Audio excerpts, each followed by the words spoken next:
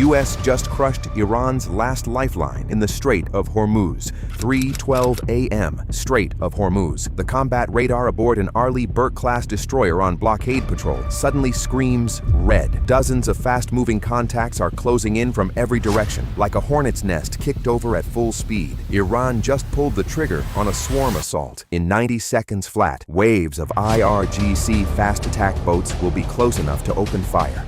Can the U.S. Navy shut this down in time, or does the world's most important waterway turn into a debris field? The situation leading up to this moment is grim. After diplomatic talks fell completely apart, Washington's maximum pressure campaign left Tehran with its back against the wall.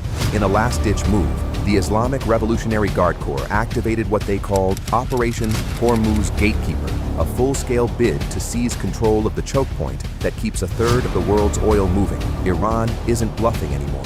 They're charging protection fees and warning that any Western tanker that pushes through will be sent to the bottom. 3:20 a.m. At the center of the storm sits an Arleigh Burke Flight 3, a $2 billion warship built by Lockheed Martin, but it's not operating alone. High above the cloud layer, Boeing's P-8A Poseidon, the Navy's airborne command and control hub, is already feeding the fleet a continuous stream of targeting data. The moment the Poseidon detected mobile missile launchers and the fast boat fleet breaking from their coastal hideouts, an MH-60R Seahawk lifted off, dropping sonar buoys into the water to sweep for Moharam acoustic mines lurking beneath the surface. 3:30 a.m. The electronic picture over the strait gets murkier by the minute. The P-8A shifts from watching to directing. Its crew deploys a spread of A/SQ-53G radio buoys, originally built for hunting submarines, now reprogrammed to pick up the acoustic fingerprint of IRGC speedboat engines cutting through the chop. A precise, real-time map of the entire Iranian formation takes shape. Every position is encrypted and pushed down to the fleet through the Link 16 network instantly. 3:35 a.m. Armed with that targeting picture, the MH-60R Seahawk moves to the edge of the engagement zone, 8 kilometers out, safely beyond the reach of Iran's 12.7mm deck guns. The crew locks onto the Iranian command vessels using the MTS electro-optical targeting pod. 2 AGM-114 Hellfire missiles leave the rails, streaking through the night on columns of fire. The laser-guided rounds punch straight through the lead boats, detonating in a burst of flame and shrapnel. The IRGC formation starts to crack as its command structure takes damage and boat-to-boat communications begin falling apart. 3:40 a.m. Iran hits back hard with an asymmetric counterpunch. An electronic wall goes up as hundreds of Ababil decoy drones pour out of caves along the coastline, hammering the Arleigh Burke Spy 6 radar. What started as 50 contacts on the screen balloons into 500 flickering signals. The Aegis combat system struggles to sort real threats from clutter inside a blizzard of electronic noise. Simultaneously, Fajr 5 rocket launchers on the cliff tops unleash a wall of rockets, not aimed directly at the ship, but fired in a grid pattern into the water surrounding it. Massive 15-meter water columns erupt in a continuous curtain of spray and steam, blinding the ship's infrared sensors and laser rangefinders. The crew is now fighting through a mix of digital and physical interference designed to paralyze them. 3:47 a.m. The fight reaches its peak intensity as Iranian coastal units begin achieving radar lock on the U.S. fleet. The Arleigh Burke immediately triggers counter-battery operations. Using target coordinates fed directly from the P-8A, the Mark 41 vertical launch system fires a precision salvo that destroys the threatening launchers the moment they go active. At the same time, the SLQ-32 electronic warfare suite unleashes a concentrated high-power radio frequency beam that washes out the receivers on Iran's coastal radar stations. The combined kinetic and electronic strike carves a temporary blind spot along the Iranian shoreline, a narrow opening the U.S. Navy has been waiting to exploit. 3:50 a.m. With the main air bases overwhelmed by long-range intercept missions, a pair of A-10C Thunderbolt IIs scramble from Al Dhafra Air Base. These warthogs have been specifically drilled for exactly this kind of swarm scenario. While a supersonic jet would blow straight past a target moving at 40 knots, the A-10 can hang at 300 knots, methodically working targets with its sniper advanced targeting pod and night vision system. In the dark, over open water, it becomes the perfect hunter, precise. 3:55 a.m., exploiting a gap in the radar coverage, both Warthogs roll inverted and dive out of the clouds. To avoid early warning detection, they thread through the 150-meter limestone cliffs along the Iranian coast, using the terrain itself as cover, staying below radar the entire time. They break out at 30 meters altitude, wings nearly kissing the white caps. IRGC crews freeze in panic as jet engines scream directly overhead, under fire from shoulder-launched anti-aircraft missiles and suicide drones charging straight for the engine intake. The A-10 pilots hold their nerve. 4 a.m. The sky lights up with tracer rounds and flares in every direction. American pilots are pulling 7 G-turns just above the water's surface, vision tunneling as blood drains to their feet, continuously throwing out chains of magnesium flares, burning at 2,000 degrees Fahrenheit, blinding heat-seeking warheads, brilliant flashes that strobe off the Black Sea. Through the chaos, the A-10 formation stabilizes. Pilots acquire targets through their HUGs.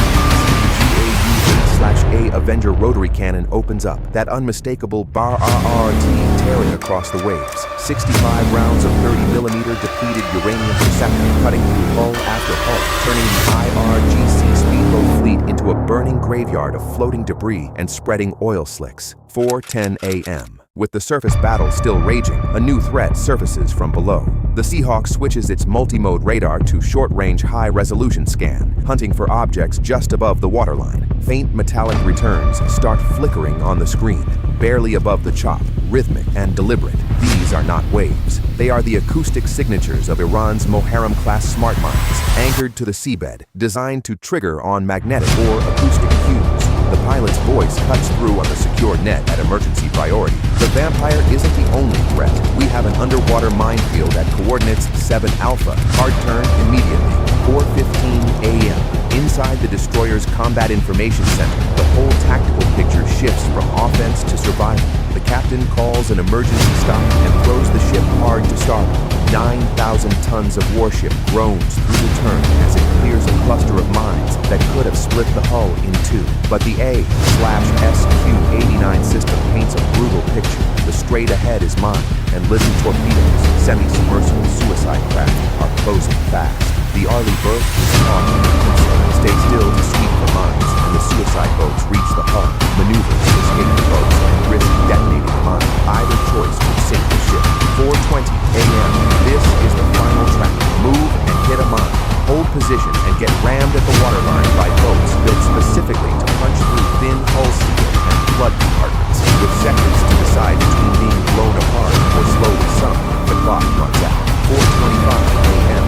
The captain authorizes the nuclear option of non-kinetic warfare, full power activation of the ship's electronic warfare suite. This isn't jamming. This is a directed high-intensity electromagnetic wave attack. The destroyer's EW arrays focus a beam of concentrated radio frequency energy that sweeps across the entire strait.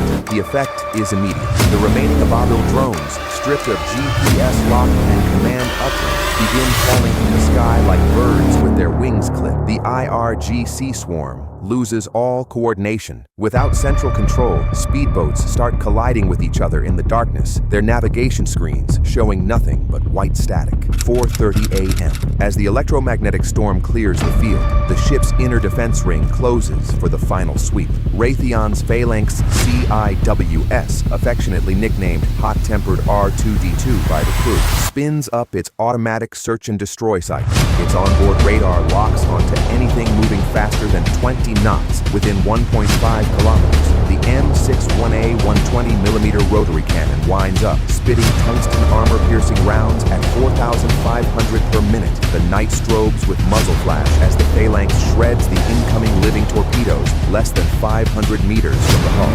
4:35 a.m. Simultaneously, the 5-inch Mark 45 Mod 4 naval gun on the bow, manufactured by BAE Systems, opens up at rapid fire. It's loaded with airburst rounds set with multi-function fuses, programmed to detonate exactly 3 meters above the water's surface, scattering thousands of shrapnel fragments in a leap down the hull. The rain of molten metal clears the last IRGC speedboats that punched through the Phalanx barrage. The strait, minutes ago a roaring chaos of Iranian aggression, is now a graveyard of sinking hulls and shattered ambitions. The U.S. Navy didn't just survive the assault, it systematically dismantled Iran's